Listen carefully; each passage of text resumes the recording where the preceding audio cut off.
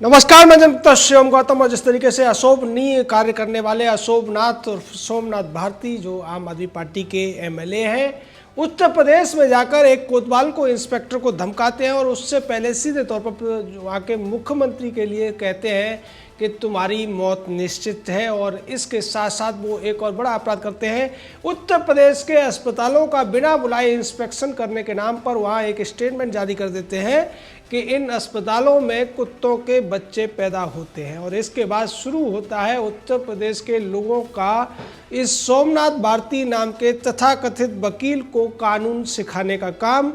भारती के खिलाफ कई एफआईआर होती हैं, जिसमें अतुल सिंह भी एफआईआर दर्ज कराते हैं जो कोतवाल है रायबरेली के, और उसके अलावा हरपालपुर के 2 नागरिक भी एफआईआर दर्ज कराते हैं और फिर बाद में सोमनाथ भारती को गिरफ्तार कर लिया जाता है। इस मामले में बड़ी खबर यह है कि रायबरेली की स्पेशल कोर्ट ने सोमनाथ भारती को 14 दिन की न्यायिक हिरासत में भेज दिया है। यानी कि अब सोमनाथ भारती को अभी 14 दिन और जेल में रहना पड़ेगा। उससे पहले सुल्तानपुर की कोर्ट से जमानत मिल गई थी सोमनाथ भारती को, लेकिन जमानत सशर्त मिली थी और इस जमानत में साफ कहा गया था कि सोमनाथ भारती को चार्जशीट फाइल होने के बाद हर बार पेशी के लिए अदालत में व्यक्तिगत तौर से पेश होना पड़ेगा और गवाहों को धमकाने की अगर कोशिश की या कोई और भी अपराध करने की कोशिश की, निश्चित तौर पर उसके ऊपर कानूनी कार्रवाई की जाएगी। ये शर्तें लगाई गई, 30-30 हज़ार के मुचलके भरे गए। तब सुल्तानपुर की अदालत ने सोमनाथ भारती को जमानत दी थी, लेकिन रायबरेली की अदालत ने जमानत नहीं दी। और उससे पहले दिल्ली की राउज एवेन्यू की एक अदालत ने 2016 के मामले में सोमनाथ भारती को कोर्ट में पेश होने के लिए प्रोडक्शन वारंट भी जारी किया हुआ है। 18 तारीख को सोमनाथ भारती को यूपी पुलिस को यह कहा गया है कि वो कोर्ट में पेश करे। लेकिन यहाँ ध्यान देने वाली बात यह है कि कोर्ट में पेश करने का ये जो प्रोडक्शन वारंट होता है, इसका मतलब ये है कि उत्तर प्रदेश पुलिस सोमनाथ भारती को अपनी हिरासत में रख सकती है, लेकिन उसे अदालत में पेश करना पड़ेगा और उसके बाद वो वापस उसे उत्तर प्रदेश के रायबरेली जेल ले जा सकते हैं। निश्चित तौर पर रायबरेली या सुल्तानपुर जहां भी जेल में उसको रखना है, पुलिस ले जाने के लिए स्वतंत्र होगी। तो जो लोग ये सोच रहे थे कि केजरीवाल या यहाँ के लोग उसे दिल्ली की अदालत में पेश करा के बचा लेंगे, ऐसा नहीं हो पा रहा है। सोमनाथ भारती को जेल में ही रहना पड़ेगा, ये अब तक की अपडेट है। निश्चित तौर पर ऐसे कुकर्मी जो विधायक हो जाते हैं, जो वकील होते हुए भी तमाम कानूनों को उल्लंघन करने में अपनी शान समझते हैं और उद्दंडता और गुंडागर्दी को ही अपना टसन बना लेते हैं, वही कोशिश सोमनाथ भारती ने की थी। आपने अक्सर फिल्मों में इस तरीके के डायलॉग सुने होंगे, जब कोई नेता या कोई फिल्मी एक्टर होता है, जो फिल्म का हीरो होता है, वो पुलिस वालों को अक्सर ये कहते हुए नजर आता है कि तुमने मेरे आगे इस तरीके की हिम्मत दिखाई है, जुर्रत दिखाई है, मैं तुम्हारी वर्दी उतरवा दूंगा, तुम्हें नंगा कर दूंगा। इस तरीके की बातें, सेम यही डायलॉग मार रहा था सोमनाथ भारती। लेकिन अब सोमनाथ भारती पिछले 5-6 दिनों से जिस तरीके से जेल की हवा खा रहा है, उसके बाद उसे पता चल गया है कि ये दिल्ली नहीं बल्कि उत्तर प्रदेश की पुलिस है और यहाँ कानून का राज चलता है। सोमनाथ के बचाव में अरविंद केजरीवाल से लेकर मनीष सिसोदिया, संजय सिंह, तमाम लोग उतरे और उन्हें लगा कि शायद इससे उत्तर प्रदेश की सरकार दबाव में आ जाएगी या फिर वहाँ की अदालतें दबाव में आ जाएंगी, लेकिन ऐसा नहीं हुआ। स्पेशल जो अदालत थी एमपी एमएलए कोर्ट की, उसके जज पीके जैन ने स्पष्ट तौर पर सोमनाथ भारती को कड़ी चेतावनी देते हुए जमानत दी। लेकिन दूसरी अदालत के जज विनोद कुमार बर्नवाल ने यह कह दिया कि इस आदमी को जमानत नहीं मिलनी चाहिए क्योंकि इसकी एक आपराधिक हिस्ट्री है और ये व्यक्ति निश्चित तौर पर आदतन अपराधी है। यानी सोमनाथ भारती को अदालत ने सीधे तौर पर हैबिचुअल क्रिमिनल माना है और इसीलिए जमानत देने से मना किया गया है। हालांकि जिस तरीके की कोशिश की गई थी सोमनाथ भारती के समर्थकों द्वारा या उसके वकील द्वारा,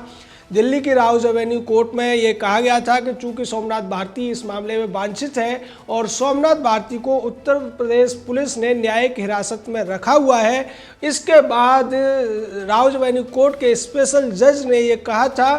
कि सोमनाथ भारती को 18 तारीख को पेश किया जाए, यानी कि प्रोडक्शन वारंट उनके खिलाफ जारी हुआ था और ये प्रोडक्शन वारंट वहाँ के जो उपायुक्त स्तर के अधिकारी हैं उनको जाएगा, वो इसको रिसीव करेंगे, बाद में जेल को जाएगा और जेल पुलिस या स्थानीय पुलिस सोमनाथ भारती को दिल्ली लेकर आएगी, राउज एवेन्यू कोर्ट में पेश करेगी और बाद में फिर से खातिरदारी के लिए इस सोमनाथ भारती नाम के आम आदमी पार्टी के खासम खास नेता और केजरीवाल के खासम खास चमचे को वापस उत्तर प्रदेश लेकर जाएंगे। सोमनाथ की बात की जाए, ये इतना ज़्यादा चर्चित आदमी रहा है कि जब ये मंत्री बना था तो विदेशी महिलाओं के साथ दुर्व्यवहार करने का मामला सामने आया था। उसके बाद इसकी खुद की पत्नी ने ये आरोप लगाए थे कि ये मेरे साथ मारपीट करता है और जब मैं कुछ कहती हूँ तो कुत्ते को छोड़ देता है मुझे कटवाने के लिए। उसके बाद सोमनाथ भारती एक बार एक टीवी चैनल पर बहस कर रहा था और वहाँ पर जो एक एंकर थी उससे इसने बहुत ज़्यादा बदतमीजी से ऐसे शब्दों का इस्तेमाल किया जो किसी भी तरीके से जायज़ नहीं है और निश्चित तौर पर अब तो जब से JS वर्मा की सिफारिशों पर 354 में जो सुधार हुआ है उसके बाद तो वो आपराधिक मामला है और उसमें 1 साल तक की सज़ा हो सकती है। 2016 का जो मामला है उसमें एम्स के बाहर सोमनाथ भारती अपने 300 समर्थकों के साथ पहुंचा था और वहां पर JCB चलाने की कोशिश की थी, तोड़फोड़ करने की कोशिश की थी, सिक्योरिटी गार्ड के साथ गाली गलौज और मारपीट की गई थी। जिसके बाद ग्रीन पार्क थाने में इसके खिलाफ शिकायत दर्ज हुई और उसमें तमाम सबूतों को इकट्ठा किया गया, जिस मामले में अब सोमनाथ भारती के खिलाफ प्रोडक्शन वारंट जारी हुआ है। निश्चित तौर पर अगर सोमनाथ भारती उत्तर प्रदेश से बच जाएगा तो फिर दिल्ली के अदालतों के जो दंड उसके खिलाफ आएंगे उससे उसे जेल में जाना ही पड़ेगा, यानी कि सोमनाथ भारती का अगला जो समय है या तो उत्तर प्रदेश के जेलों में कटेगा या दिल्ली की तिहाड़ जेल में कटेगा। हालांकि सोमनाथ भारती जब से गिरफ्तार हुआ उससे पहले तमाम आरोप लगाता हुआ नजर आया और उसने ये तक कह दिया था कि जिस तरीके से अरविंद केजरीवाल अपने ऊपर स्याही फिटवाता है, पिटवाता है, अपने ही गुंडे भेज के तमाम स्टंट करता है, उसी तरीके से मेरे ऊपर ये स्याही जो फिकवाई गई है वो योगी आदित्यनाथ के द्वारा फिकवाई गई है। और सोमनाथ भारती ने अपने ट्वीट में उसी बात को फिर से रिपीट किया, लेकिन यहाँ पर उसने एक शब्द जोड़ दिया। उसने कहा कि अब ऐसा करने के बाद में योगी आदित्यनाथ का राजनीतिक सुनिश्चित है। उससे पहले कोतवाल रायबरेली के सामने इसने कहा था कि योगी आदित्यनाथ का अंत निश्चित है। इस तरीके की बात, अंत और मौत की बात करने वाला व्यक्ति अपने आप को यह समझ रहा था कि उत्तर प्रदेश पुलिस से बचकर आसानी से आ जाएगा, इतना बड़ा अपराध करेगा, फिल्मी डायलॉग मारेगा और उसके बाद भी वो हीरो बन जाएगा, लेकिन ऐसा नहीं हुआ। यहाँ पर सोमनाथ भारती हीरो बनने की बजाय जीरो बन गया और उसे जो लग रहा था कि आम आदमी पार्टी उसे बचा लेगी,